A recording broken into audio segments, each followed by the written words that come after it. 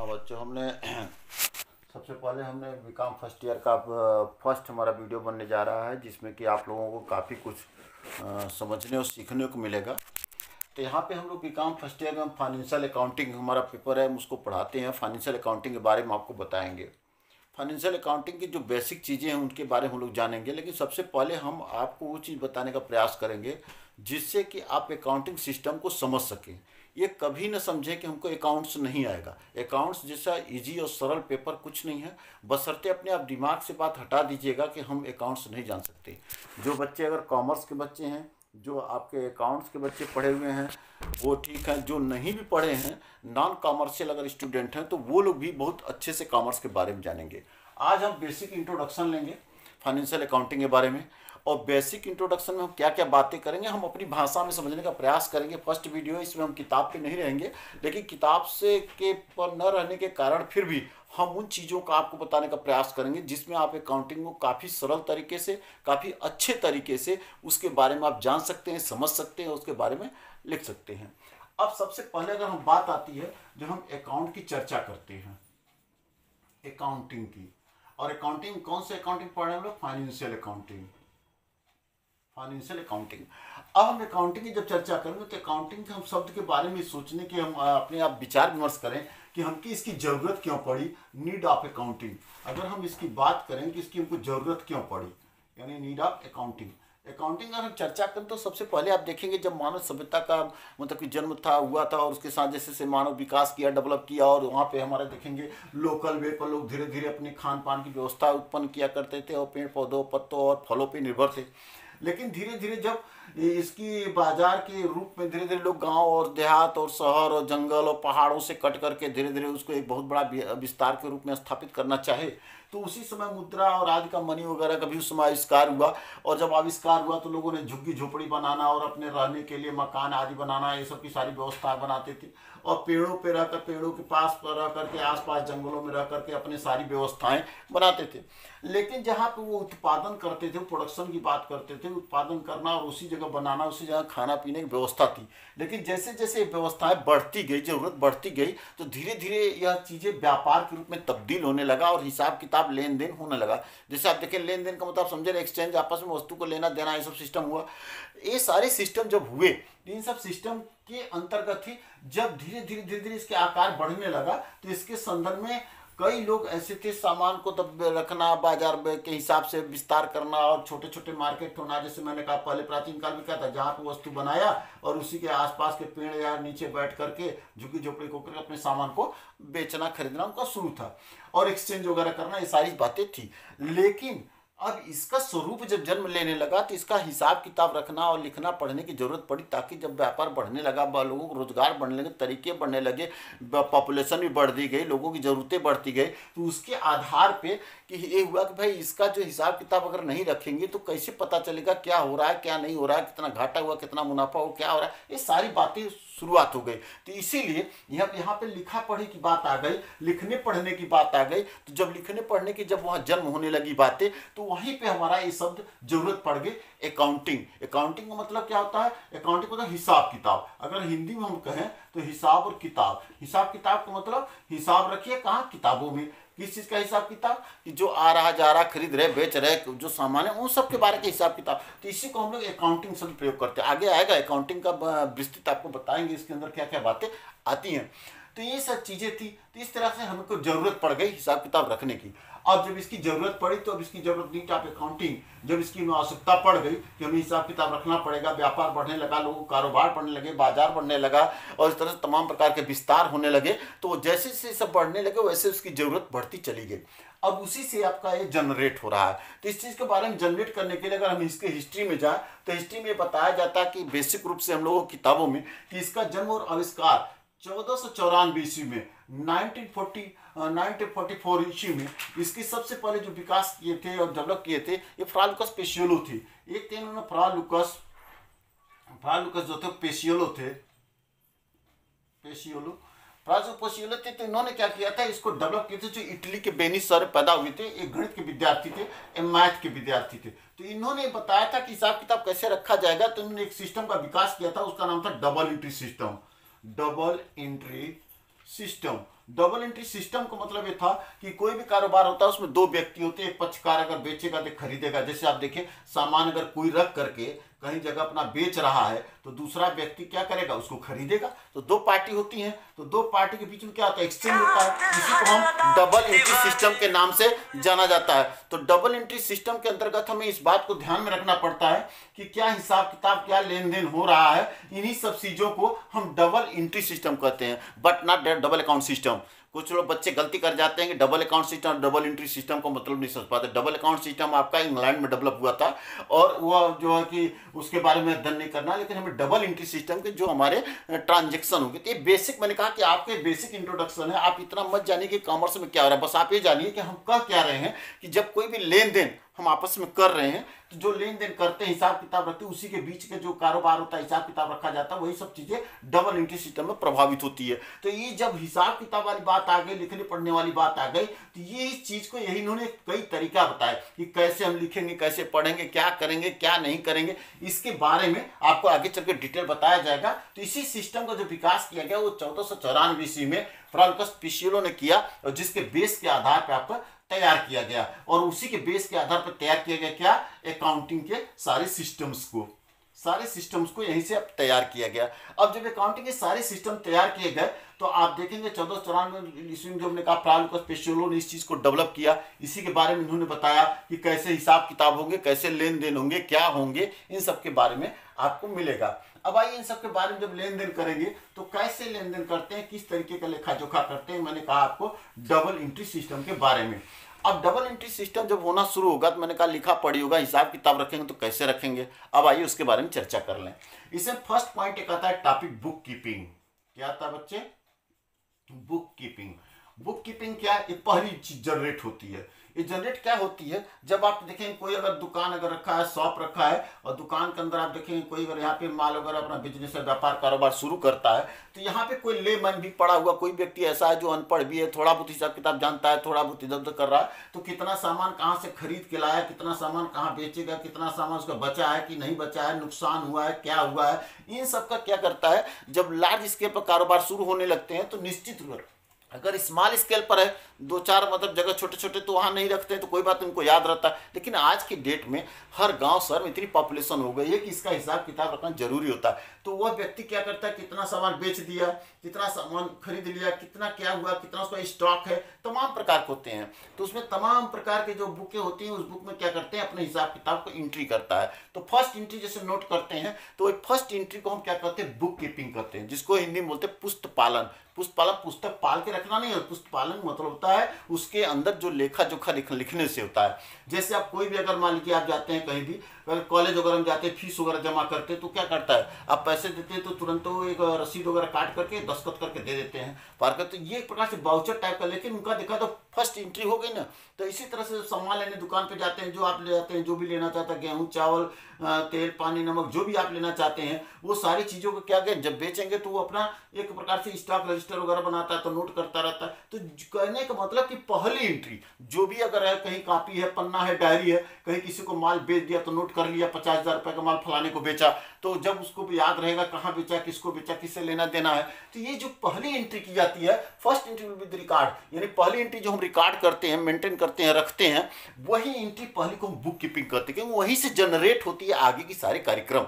यानी कि तात्पर्य यह कहिए कि जब कोई व्यक्ति सामान वगैरह बेचता है तो बेचता है या खरीदता है, क्या करता है, उसका अपने यहाँ एक रिकॉर्ड रखता है, और जो वह रिकॉर्ड रखता है, वह रिकॉर्ड में किसी भी कॉपी पन्ने पुस्तक डायरी में जो भी आप उसके पास उस पर नोट कर लेता है ऐसा कर, ताकि उसी के बेस के आधार पर आगे हमारा क्या होगा वो सब चीज़ें होती है। तो इसी को हम बुक कीपिंग कहा जाता है। बुक कीपिंग के बारे में बहुत से लोग बहुत सी चीज़ें कहते हैं। बुक कीपिंग बारे में यहाँ तक लोग कहते हैं अलग अलग, कि जैसे कुछ ने ऐसे कहीं कॉपी पे नोट कर लिया, 5,000 रुपये का माल बेच दिया, 2,000 रुपये का माल खरीद लिया, 100 रुपये खर्च किए, ये सब जो चीज़ें आप नोट करते हैं तो उन सबको क्या करते हैं, एक अलग अलग रजिस्टर भी लोग बना लेते हैं। व्यापार अगर बड़ा है तो अलग रजिस्टर होता है, सेल रजिस्टर अलग होता है, परचेज रजिस्टर अलग होता है, स्टॉक रजिस्टर अलग होता है, ढेर सारे रजिस्टर बना लेते हैं। अगर छोटा मोटा कारोबार तो एक ही कॉपी में सब नोट कर लेते हैं। फिर जब नोट वोट कर लेंगे तो उसके बाद अकाउंट आगे बढ़ेगा, आगे क्या क्या प्रक्रिया करनी पड़ती है।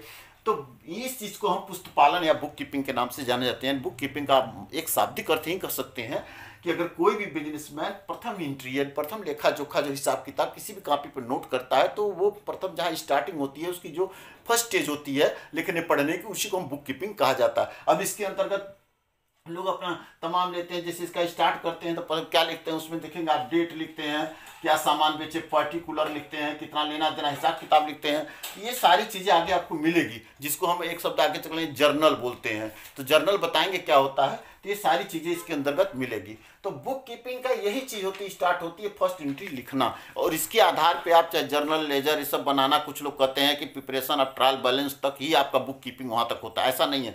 कुछ लोगों ने अलग करते हैं, जब फर्स्ट एंट्री होगी तो उसके आगे एंट्री बढ़ेगी। मेरा जो मानना है उसके आगे जो भी एंट्री बढ़ती है वो अकाउंटिंग सिस्टम में चली जाती है। तो पहला होता है बुक कीपिंग। बुक कीपिंग मतलब मैंने बस आपको इतना बेसिक बताया बच्चा, कहीं भी दुकान या बिजनेस कारोबार में अगर पहली एंट्री जब शो करते हैं किसी कॉपी पन्ने लेजर या कहीं भी, तो उसको हम बुक कीपिंग के नाम से जाना जाता है। यह लेमैन भी व्यक्ति कर सकता है, जो थोड़ा बहुत पढ़ा लिखा है या नहीं है तो वो व्यक्ति भी कर सकता है, लेकिन आगे अकाउंटिंग का काम वही कर सकता है जो अकाउंटिंग के नियम को जानता हो। तब इसके बाद बुक कीपिंग स्टार्ट के बाद आता है आपका अकाउंटिंग, यानी पहले बुक कीपिंग होगा, तब इसके बाद दूसरे नंबर अकाउंटिंग होगा।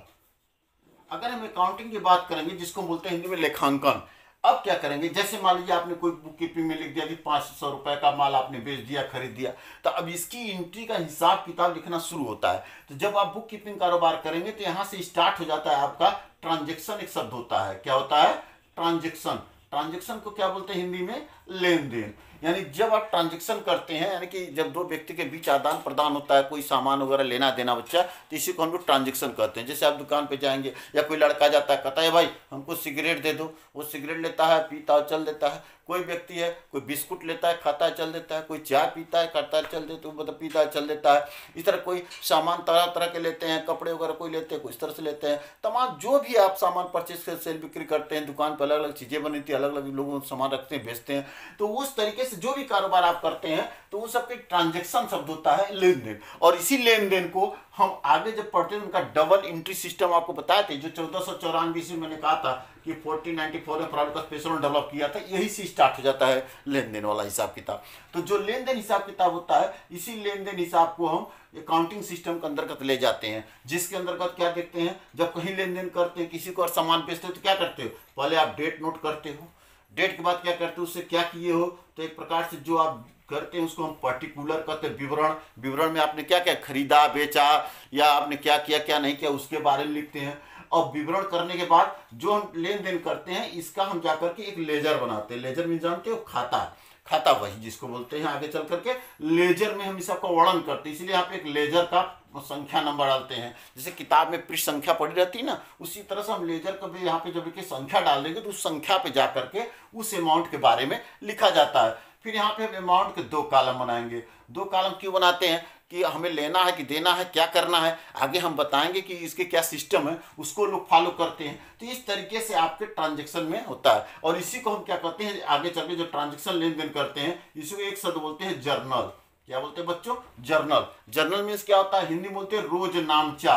रोजनामचा, रोजनामचा का मतलब होता है रोज रोज, जो daily to day transaction will be in the record. जो हम डेली खरीद लेन देन करते हैं, उसी लेन देन का हिसाब किताब को हम रोजनामचा कहते हैं, जिसको जर्नल कहते हैं। तो जर्नल मीन्स होता है कि उसके अंतर्गत हम डे टू डे जो भी हम दिन भर का खरीद बिक्री हिसाब किताब करते हैं, तो उन्हीं हिसाब किताब को हम इसके अंतर्गत लिखते हैं। तो उसमें लिखते समय क्या, जब कहीं भी आप देखेंगे दुकान में जाएंगे तो पहले करते हैं आज के डेट में कितने रुपए का सामान खरीदा, बेचा, खर्चा दिया, क्या किया क्या नहीं किया, जो दुकान का मालिक सब करता रहता है। फिर उन सब का हम जब अलग अलग इतने एक साथ होते हैं, इन सब का हम अलग अलग अकाउंट तैयार कर लेते हैं, इसको लेजर बोलते हैं, मोटे से लेजर में। उसमें सारी चीज़ों को हम लिखते पढ़ते हैं। तो किस पन्ने पर किसका हिसाब किताब है, राम का है कि श्याम का है, कि खर्चा है कि रेंट है, भाड़ा है कि वहाँ डिस्काउंट है, क्या है, परचेज है, सेल है, उस हिसाब से उसके पेज नंबर डालते हैं, उस पेज पर उसका सारा लिखा रहता है। इसलिए हम लेजर फोलियो बोलते हैं, लेजर का जो संख्या होगा। और अमाउंट के 2 कॉलम होते हैं, हमें लेना है कि देना है, क्या करना है क्या नहीं करना है। ये एज ए जर्नल के जो रूल्स होंगे हम आपको बताएंगे, जर्नल के रूल में क्या क्या बातें आती है। तो उस रूल के आधार पे हम लोग ये सब करते हैं, तो इसी को हम लोग जर्नल बोलते हैं। और जर्नल के आधार पे हम क्या बनाते हैं, लेजर बनाते हैं। लेजर के आधार पे हम क्या बनाते हैं बच्चों, ट्रायल बैलेंस बनाते हैं। ट्रायल बैलेंस जिसमें लेजर की हिसाब किताब, जब पहले पहले का जर्नल, जर्नल से ले जाएंगे लेजर, और लेजर से फिर क्या ले जाएंगे ट्रायल बैलेंस, ट्रायल बैलेंस के बाद फिर हम क्या लेते हैं, इसका हिसाब किताब पूरा तैयार करेंगे, तो उसको हम बोलते हैं आगे चल के trading and profit and loss account, profit and loss account और बैलेंस शीट, ये तैयार करते हैं। तो यहां तक जो हम सिस्टम तैयार करेंगे तो हर अकाउंट्स में ये होगा।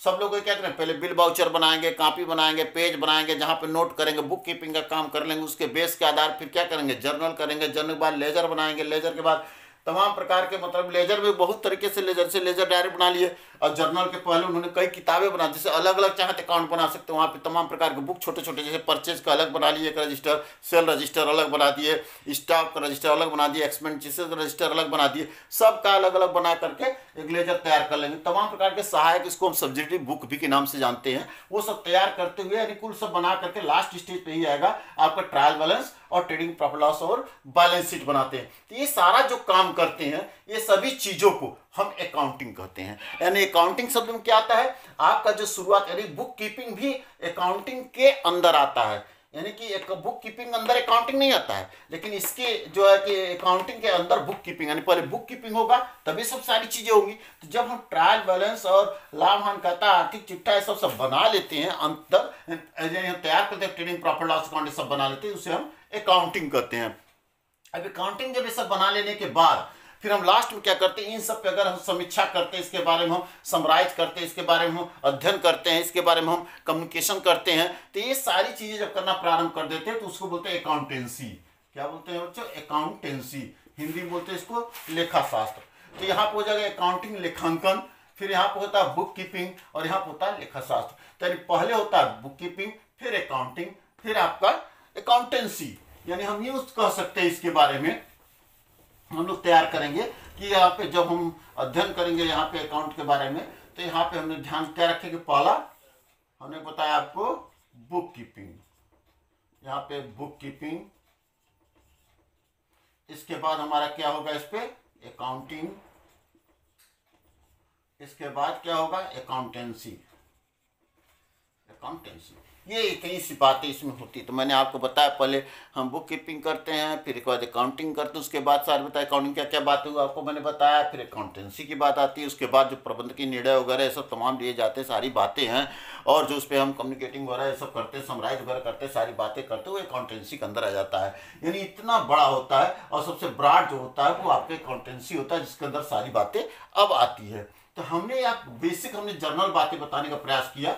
अब आते हम इसके बारे में अध्ययन करेंगे, ये सारी चीजें जो हमने अकाउंटिंग हुआ, बुक कीपिंग हुआ, अकाउंटेंसी हुआ, तो अब इसके बारे में कैसे पढ़ते हैं, तो इसमें हम अध्ययन करते हैं, आते हैं branches of accounting, branches of accounting. Accounting कितने प्रकार की होती है, तो अकाउंटिंग पहला हमने पढ़ा क्या, financial accounting, number 1 financial accounting, यानी आपका इसको बोलते वित्तीय लेखांकन। दूसरा हम कह सकते हैं कास्ट अकाउंटिंग, लागत लेखांकन। तीसरा हम पढ़ सकते हैं यहाँ पे मैनेजमेंट अकाउंटिंग, मैनेजमेंट अकाउंटिंग, प्रबंधकीय लेखांकन। इसके बाद अगर हम पढ़ सकते हैं तो टैक्स अकाउंटिंग, कर लेखांकन। इसके बाद अगर हम पढ़ सकते हैं तो इन्फ्लेशन अकाउंटिंग, इन्फ्लेशन माने अकाउंटिंग यहाँ कह सकते हैं, मुद्रास्फीति लेखांकन। इसके बाद पढ़ सकते हैं human resources accounting, human resources accounting, मानव लेखांकन, मानव संसाधन लेखांकन।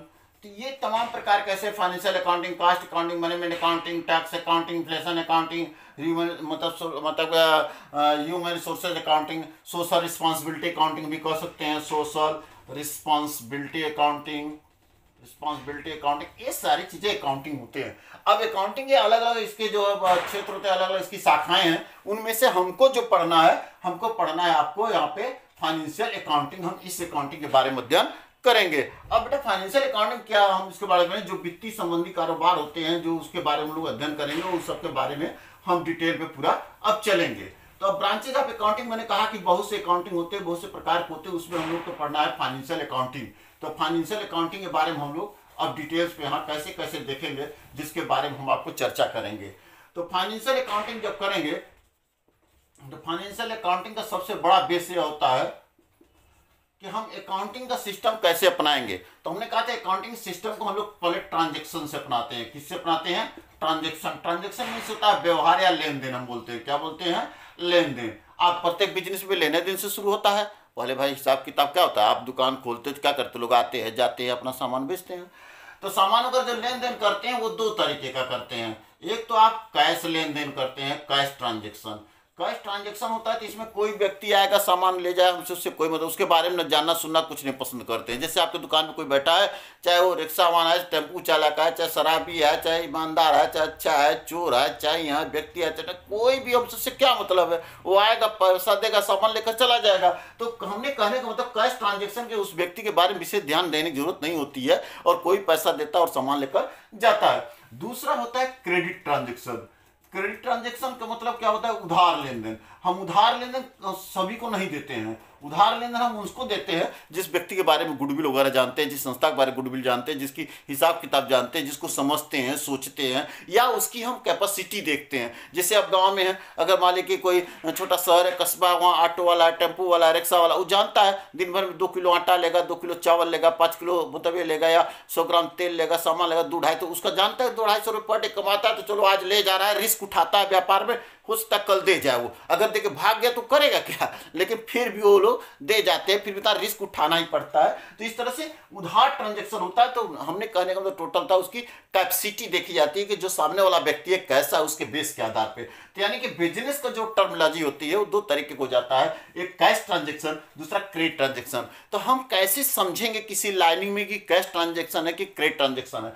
कैश ट्रांजेक्शन के लिए आपको कोई पार्टी वगैरह का, कोई या किसी प्रकार का कोई पार्टी वगैरह का नेम वगैरह या कोई संकेत नहीं रहता है, लेकिन इसके अंतर्गत निश्चित पार्टी वगैरह का नाम दिया जाता है, क्योंकि आप जिसको बेचेंगे, जिस व्यक्ति को, उसका नाम वगैरह तो होगा। जैसे यक्ष को, राधा को, मोहन को, श्याम को, ललिता को, फलाने को, डकाने को हमने उधार माल बेचा या इतने रुपए का माल बेचा, या तो माल जब बेच रहे हो तो उसका नाम क्यों दे रहे हो? इसका मतलब क्रेडिट ट्रांजेक्शन है। तो क्रेडिट ट्रांजेक्शन के अंतर्गत मतलब उसके रिकॉर्ड में पार्टी का नेम वगैरह होता है। लेकिन जहां पर कैश ट्रांजेक्शन, उसमें पार्टी का नाम रहे न रहे उससे कोई मतलब नहीं रहता है, उसका हिसाब किताब सीधे रहता है। तो आप जब ये लेन देन करते समय दो प्रमुख बातें ध्यान में रखनी है कि कैश ट्रांजेक्शन है या क्रेडिट ट्रांजेक्शन है। तो कैश ट्रांजेक्शन, क्रेडिट ट्रांजेक्शन, जब हम अकाउंटिंग यहाँ काम शुरू करते हैं तो कैश और क्रेडिट ट्रांजेक्शन, पहले दो प्रकार के ट्रांजेक्शन होंगे। इन बातों को ध्यान में रखना है।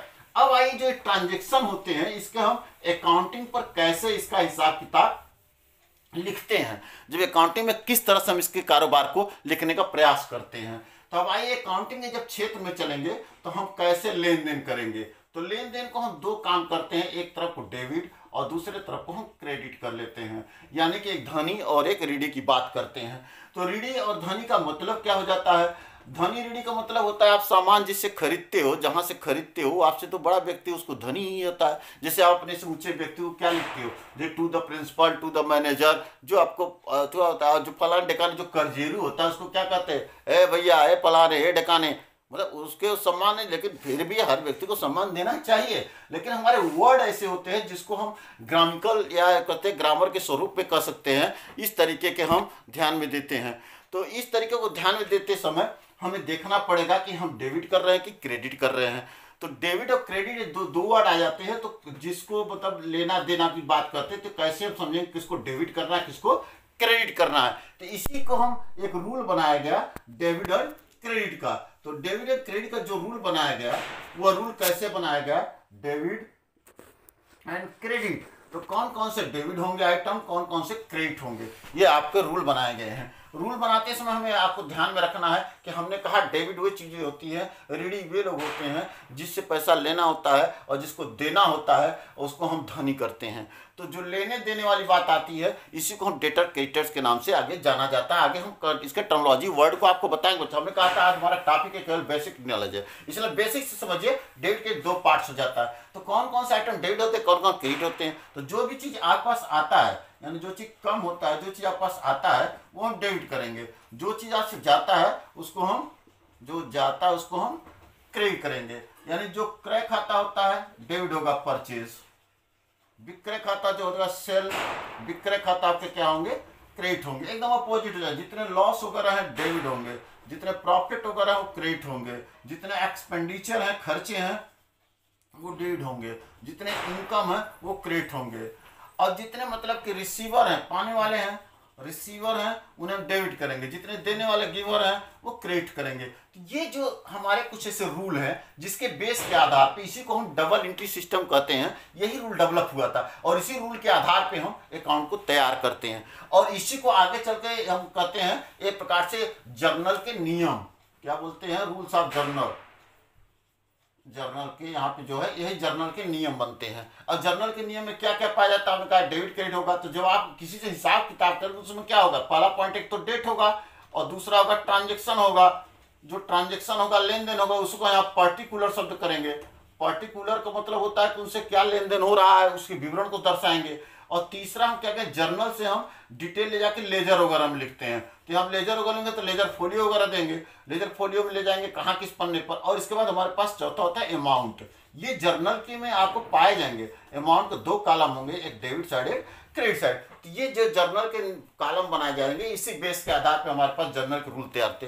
इसी जर्नल को हम नियम बोलते हैं। क्या बोलते हैं इसको, जर्नल के नियम, रूल्स ऑफ जर्नल। या इसी को हम लोग क्या कहते हैं, दो तीन लोग अलग कहते हैं क्योंकि ये फंडामेंटल है, इसका शुरुआत होता है, सबसे अच्छी चीज है, यही से बेस तैयार होता है। इसी को लोग बोलते हैं एक प्रकार से जो उसका लेखा जोखा हिसाब किताब। अब इसी को लोग अलग अलग नियम देते हैं। कुछ लोग कहते हैं गोल्डन रूल है। गोल्डन इसलिए मानते हैं कि सुनहरा रूल है, मतलब नियम है, क्योंकि इसी नियम के आधार पर सब टिका हुआ, इसको गोल्डन रूल कहते हैं। कई लोग को गोल्डन का, अब देहात का अगर लड़का हो वो न जानता हो गोल्डन क्या होता है, जानता है जर्नल के नियम क्या है, लेकिन अगर देहात के बच्चे सामने कई बार आए तो पूछे कि बेटा बताओ, हमारे साथ कई अध्यापक थे तो बैठे थे तो लोगों ने पूछ लिया बेटा what is the golden rule, तो अब वो बेचारा अगर सीबीएसई से पढ़ा होता है ऐसी पढ़ा बता देता इंग्लिश में। अब जो देहात से बच्चा पढ़ के आया है कि डेबिट ऑफ क्रेडिट, और उसको यही नहीं समझ में आ रहा है कि गोल्डन रूल क्या होता है, जब उससे बताया गया कि अरे डेबिट ऑफ क्रेडिट किसे कहते हैं, उसमें जर्नल के क्या नियम है, रोजनामचा, जर्नल क्या बोलते हैं, रोजनामचा। मैंने आपको बताया था रोजनामचा, रोज का रोज नाम चढ़ाइए बहियों पर, हिसाब किताब करिए, तो उसी को जर्नल कहा जाता है। अब उसे कहा गया जर्नल के नियम, तो खटाखट बताने लगा। तो इसी को लोगों ने आगे चल करके इसको गोल्डन रूल कहा गया। कहीं गोल्डन रूल, कहीं सिल्वर, कहीं डायमंड, लोग अपने अपने हिसाब से करते हैं। बच्चे देखिए, आपको दिमाग की बात होनी चाहिए, किताबी ज्ञान से कोई मतलब नहीं था। किताब में जो लोगों ने लिख दिया वही, आपको बेसिक वो फंडामेंटल आज के आधुनिक युग में होना चाहिए। और जो कि आज के प्रैक्टिकल युग में अगर आप नहीं जानेंगे तो आप असफल हो जाएंगे। इसलिए बच्चों, आपको इसको हम गोल्डन रूल कह सकते हैं, जो या तो जर्नल के नियम भी कह सकते हैं, या हम जो लोग पढ़ते हैं रोजनामचा के नियम है। तो ये सारे जो नियम होते हैं, इसी नियम के आधार पे हम लोग जर्नल तैयार करते हैं। अब जर्नल के जो तैयार करते हैं, तो जर्नल हम किस तरह से तैयार करेंगे, जर्नल आप देखेंगे जब तैयार करेंगे तो उसमें हम सबसे पहले उसका अकाउंट बना लेते हैं। एक बना लेंगे डेट का कॉलम, बेटा इस तरह से बनाते हैं डेट, एक पार्टिकुलर बड़ा बनाइएगा क्योंकि उसमें हिसाब किताब लिखना होता है, क्या क्या करना है। फिर यहाँ पे एक लेजर फोलियो, किस पेज पर ले जाना है, और अमाउंट के दो कॉलम बनाते हैं, अमाउंट।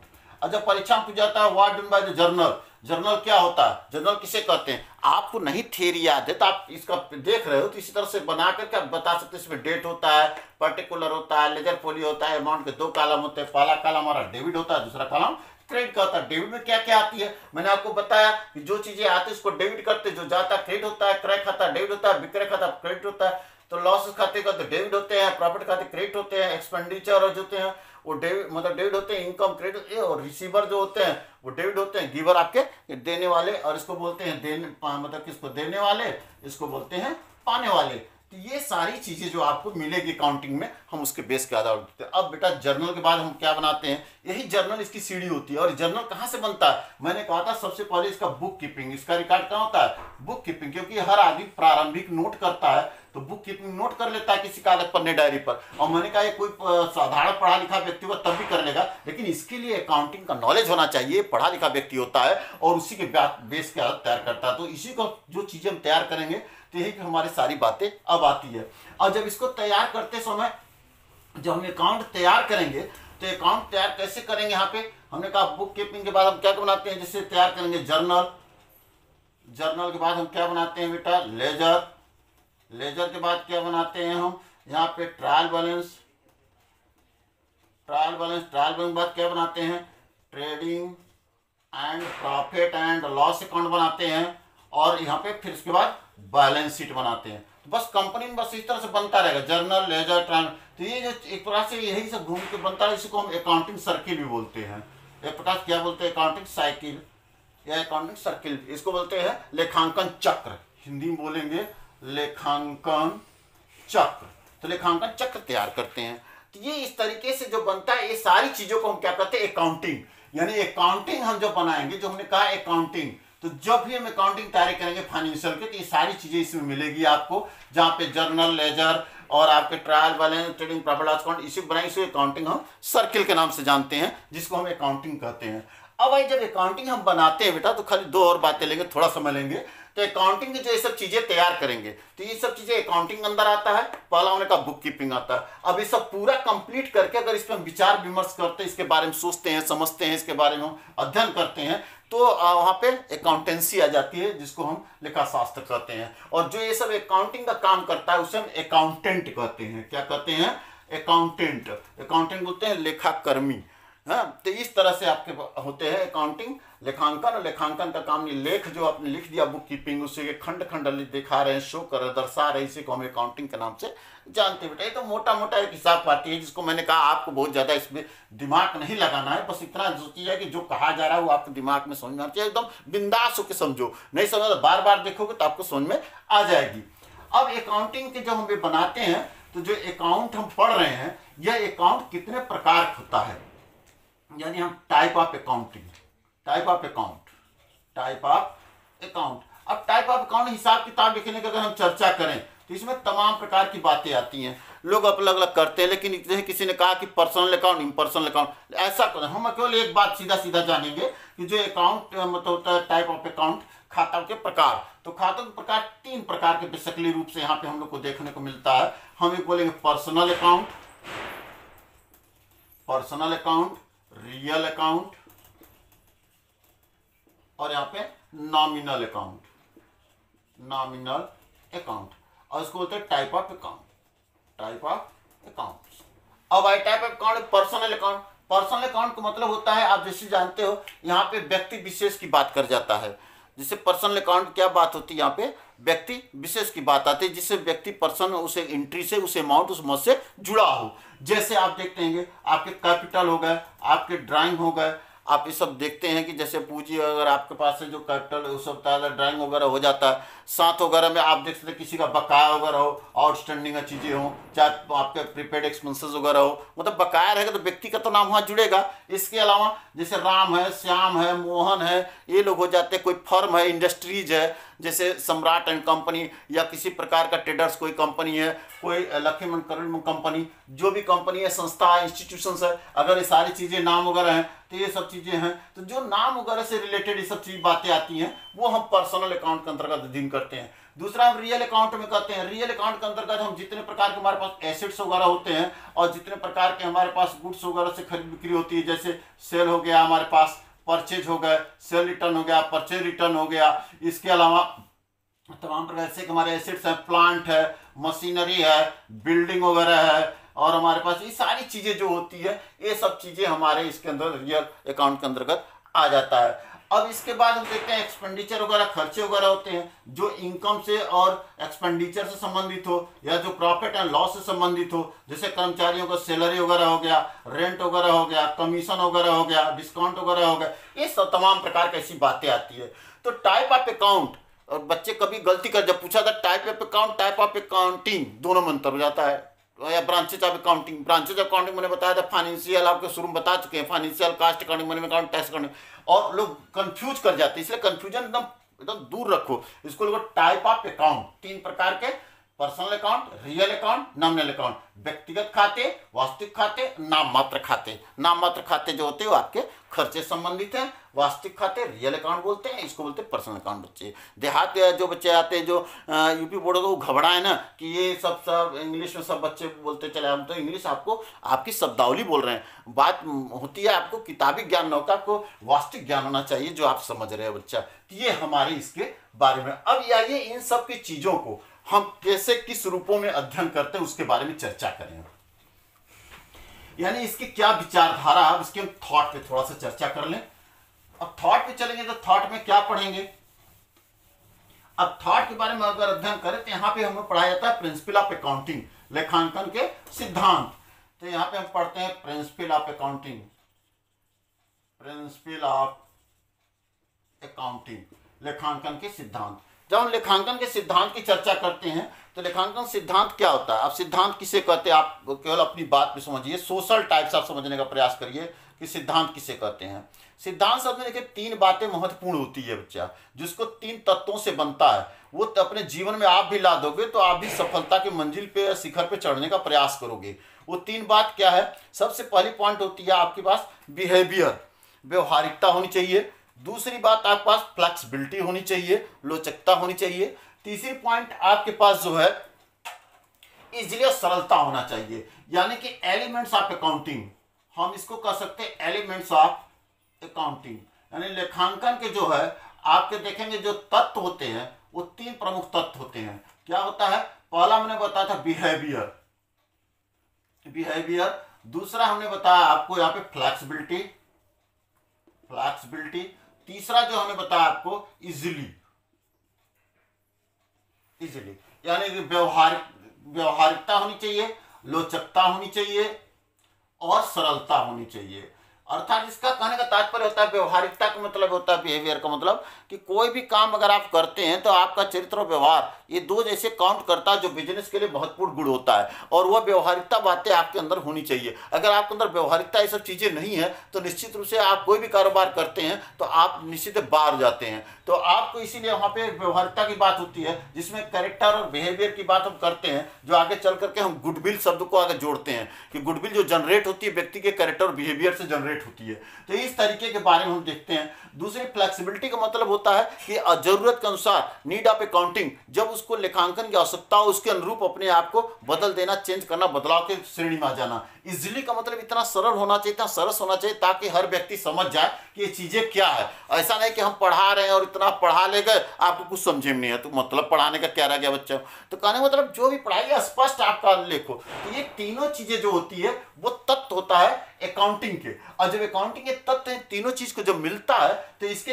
तीन तरह के थॉट जो विचारधारा आपके सामने आती है। तीन तरह की थॉट क्या आती है, एक आती है कॉन्सेप्ट, दूसरा विचार आपको आती है कन्वेंशन,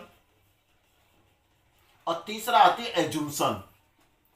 एज्यूम्शन मीन्स मान्यताएं, यानी पे अवधारणा कह सकते हैं, और दूसरा होती है परंपरा, और तीसरा हमारी जो आती है बच्चे मान्यता। ये तीन ऐसी बातें हैं, इन तीनों बातों पर हमारे बेस एक टिका हुआ है, सारी बातें जो प्रिंसिपल ऑफ अकाउंटिंग के अंतर्गत सारी बातें आती हैं, यानी कि इन्हीं सब बेस के आधार पे हमारे पूरे अकाउंटिंग की चीजें टिकी हुई है। अब आइए हम कॉन्सेप्ट, कन्वेंशन और एज्यूम्शन के बारे में थोड़ा लेते हैं, थोड़ा समय और लेंगे आपका, देखते चलिए कैसे कैसे आ रहा है, कितनी मजेदार बातें इसमें आ रही हैं। अब बहुत एकदम सिंपल से लेके ज्यादा दिमाग इसमें मत लगाइएगा। आइए अवधारणा की बात करते, कॉन्सेप्ट। कॉन्सेप्ट, अब कॉन्सेप्ट में देखेंगे number one entity concept. Entity concept इकाई अस्तित्व की अवधारणा बोला जाता है। दूसरा था going concern concept, going concern concept. इसके बाद आप पढ़ेंगे money measurement concept, money measurement concept. इसके बाद आप पढ़ेंगे मतलब कास्ट कॉन्सेप्ट, कास्ट कॉन्सेप्ट। इसके बाद पढ़ेंगे रियलाइजेशन कॉन्सेप्ट, रियलाइजेशन कॉन्सेप्ट। फिर पढ़ेंगे मैचिंग कॉन्सेप्ट, मैचिंग कॉन्सेप्ट। अब इतना पढ़े, जैसे यहाँ पे फिर लास्ट में ड्यूअल कॉन्सेप्ट या डबल एंट्री सिस्टम भी कह सकते हैं, ड्यूअल कॉन्सेप्ट भी कह सकते हैं।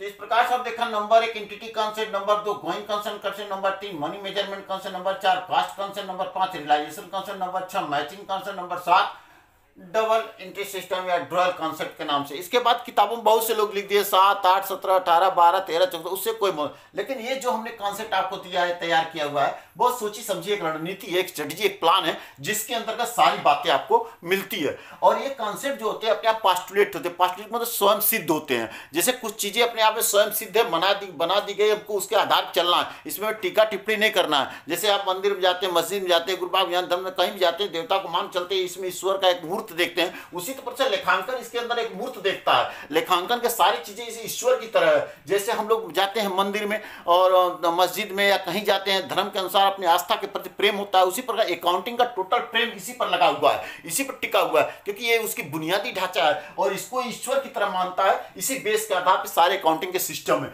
तो हमने 7 इसके सिस्टम बताए हैं, जिसके अंतर्गत एंटिटी कंसेप्ट की डिटेल पूरा बताया जाए, इकाई अस्तित्व की अवधारणा, कोई भी चीज हम किस तरह से इसको देखते हैं, गोइंग कंसर्न कंसेप्ट लगातार कंटिन्यू हमारी चलती रहेगी।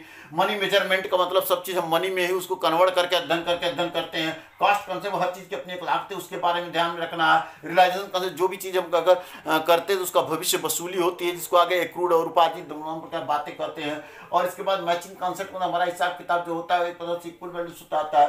फिर डबल एंट्री सिस्टम, मतलब कि जब भी होता है उसमें डुअल सिस्टम होता है, लेन देन होता रहता है, जब तक एक लेना एक देना, जैसे हमने खरीदा और बेचा, तमाम प्रकार की बातें डुअल कॉन्सेप्ट में आता है। तो ये हमने एंटिटी कॉन्सेप्ट, जैसे कोई पूंजी लगाता है व्यापार में, तो जो पूंजी लगाता है तो व्यापार के एक प्रकार से व्यापार और जो पूंजी लगाना व्यक्ति दोनों में अंतर बताया जाता है, क्योंकि उसे एंटिटी कॉन्सेप्ट का अंतर आता है। तो ये सारी चीजें जो होती है ये प्रकार से आधारशिला है जिस पे हमारा अकाउंटिंग टिका हुआ है। इसे हम कॉन्सेप्ट ऑफ अकाउंटिंग के नाम से जानते हैं। इसी के बाद अगर हम बात करते हैं तो कन्वेंशन के बारे में, कन्वेंशन ऑफ अकाउंटिंग, तो लेखांकन के जो परंपराएं, कन्वेंशन ऑफ अकाउंटिंग, लेखांकन की परंपराएं, ये होती कॉन्सेप्ट ऑफ अकाउंटिंग, लेखांकन का अवधारणा है। अब इसमें आता है सबसे पहले कंजर्विज्म की बात करते हैं, कंजर्विज्म की बात करते हैं, जिसको बोलते हैं रूढ़वादिता की परंपरा।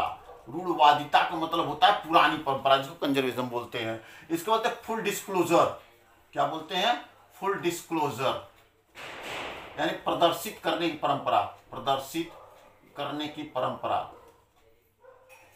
इसके बाद जो होता है प्रदर्शित जब करते हैं तो यहाँ पे हम देखेंगे कि एक प्रकार से जब हम मनी मेजरमेंट के इसमें सॉरी कंजर्विज्म हो गया आपका, जिसमें रूढ़वादिता परंपरा के बारे में पढ़ते हैं। फिर इसके बाद हमने बताया कि आपका फुल डिस्क्लोजर के बारे में पढ़ते हैं। फिर इसके बाद हमने तमाम प्रकार कैसे होते हैं, मैटरलिटी के बारे में पढ़ते हैं, जिसमें हम मैटरलिटी के बारे में देखेंगे, महत्वता के बारे में देखेंगे। तो आपका कंजर्विज्म हो गया, फुल डिस्क्लोजर हो गया, मैटरलिटी हो गया। तो ये तमाम प्रकार के जैसे हम परंपराओं के बारे में अध्ययन करते हैं। तो जितने परंपराएं होती है उन परंपराओं के बारे में हम लोग अध्ययन करने के बाद उसके देखते हैं कि इसमें क्या क्या बातें आती है। परंपरा का अर्थ होता है रीति रिवाज और फैशन से होता है। तो परंपरा का अर्थ रीति रिवाज और फैशन का होता है। तो रीति रिवाज फैशन में क्या होता है, कंजर्विज्म रूढ़वादिता जो हमारी पुरानी परंपरा होती है। प्रदर्शित करने की परंपरा जो शो करने की होती है, जो हमने बिजनेस को और कितना अच्छा करना है, कैसे करना है, व्यापार कितना आगे ले जाना, उसके बारे में है। फिर कंसिस्टेंसी की बात आती है, कंसिस्टेंसी की बात होती है, जिसको बोलते हैं एक रूपता की परंपरा। एक रूपता का मतलब होता है सभी लोग एक जैसा अपना अकाउंट को बनाते हैं, सभी लोग वही trading and profit loss account बनाना, बैलेंस शीट बनाना, सब लोग एक जैसा बनाते हैं सभी लोग। इसके बाद यहाँ पे होती है मैटरलिटी की, महत्वता की परंपरा, महत्वता की परंपरा। तो ये हमारे पास परंपराएं होती है। इन परंपरा के आधार पे हम मान्यताओं को बनाते हैं। क्या बनाते हैं? मान्यताएं, एज्यूम्शन। एज्यूम्शन का मतलब होता है मान्यताएं। मान्यताएं जो होती है हमारे प्रमुख रूप से 2 मान्यता होती है, और दोनों मान्यताओं को हम आगे चलकर ध्यान में रखते हैं, जिसमें अकाउंटिंग इक्विजिशन होता है। अकाउंटिंग इक्विजिशन, इक्विजिशन माने होता है समीकरण, जो उसका समीकरण होता है जिसमें कि लायबिलिटीज वर्सेस एसिड्स, यानी कि संपत्ति और मतलब दायित्व और संपत्ति दोनों एक दूसरे को बराबर होते हैं। इसको हम बोलते हैं आपके अकाउंटिंग इक्विजिशन के बारे में होते हैं। और दूसरा तीसरा बोलते हैं एक प्रकार से हमारे जो एक निश्चित अवधि होती है, एक पीरियड होती है, 1 साल की अवधि होती है, तो यहाँ पे हम अकाउंटिंग पीरियड बोलते हैं। अकाउंटिंग पीरियड, अकाउंटिंग पीरियड एक प्रकार से लेखांकन की अवधि जो 1 साल के लिए हम लोग देखते हैं, 1 साल पुस्तक बनाते हैं। तो इस तरीके की जो होती है हमारी मान्यता होती है। इसी को कुछ लोगों ने अवधारणा के अंतर्गत भी, परंपरा के अंतर भी शामिल कर लेते हैं। तो अलग अलग है, कहीं मान्यता तो दिया ही नहीं है, लेकिन ये मान्यता के रूप में माना जाता है कि समीकरण हमारा इस तरीके से ऐसे जितना लायबिलिटीज होगा उतना हमारे पास एसिड्स होगा, जितने हमारे पास होगी उसकी एक अवधि होगी, निश्चित मान के चला जाता है, निश्चित अवधि बनाया जाता है। तो ये हमारे पास एज्यूम्शन है। तो ये प्रकार से देखा जाए तो हमारे 7 जो पॉइंट आपको बताए हैं कॉन्सेप्ट के, 4 पॉइंट हमने बताए आपके जो है कि कन्वेंशन के,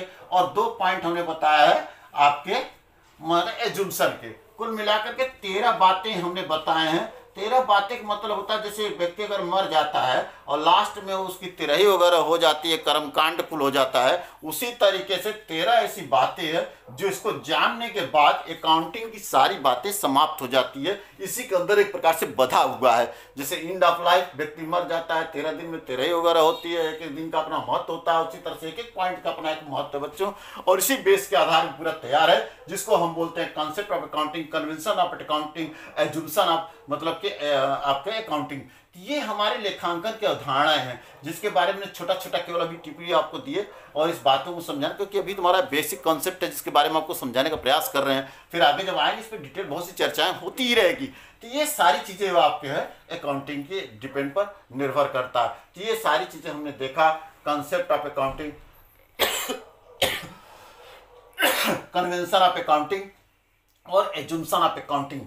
तो हमने इसमें entity concept, going concern concept, money measurement concept, cost concept, आपको रियलाइजेशन कॉन्सेप्ट, मैचिंग कॉन्सेप्ट और यहाँ पे ड्यूअल कॉन्सेप्ट हम बोल रहे हैं यहाँ पे। इसी प्रकार से हमने कन्वेंशन बताया है कि जो कन्वेंशन 4 होते हैं, कन्वेंशन मतलब होगा कंजर्विज्म होगा, और दूसरा आपका फुल डिस्क्लोजर होगा। हमने कंसिस्टेंसी की बात कहा है और हमने मेटेरियलिटी की बात कहा है। ये इसकी 4 ऐसी पॉइंट्स होते हैं, 4 ऐसी महत्ता। रू आज तक मतलब होता है जैसे पुरानी परंपरा होती है ना, चलिए अरे शुभ लाभ लिखना, हल्दी छिड़कना, बहियों में सब दिखाना, वो भी परंपराएं चली आ रही है। प्रदर्शित करने के बाद अपने बिजनेस को और अच्छा सा बनाना, शो करना, शो ऑफ दिखाना, उसको और मतलब बनाना, ये सारी बातें कंसिस्टेंसी का एक रूपता, एक जैसे सभी लोगों ने अपने अकाउंटिंग को तैयार करना, सब लोग लाभ हानि खाता, आर्थिक चिट्ठा सभी लोग बनाते हैं, ये सब चीजें हैं। तो ये सारी चीजें जो आपको बताई जा रही है एक निश्चित तैयार करना, ये हमारे पास है जो कॉन्सेप्ट ऑफ अकाउंटिंग। इसीलिए मैंने कहा कॉन्सेप्ट ऑफ अकाउंटिंग, और हमने क्या आपको बताए थे इसके पहले elements of accounting, elements of accounting, जिसमें हम 3 पॉइंट आपको बताए थे। आपको याद होगा बिहेवियर होगा, और उसके बाद हमने कहा था बिहेवियर, फिर हमने कहा था यहाँ पे आपको फ्लेक्सिबिलिटी, फिर इसके बाद हमने आपको बताया इजिली।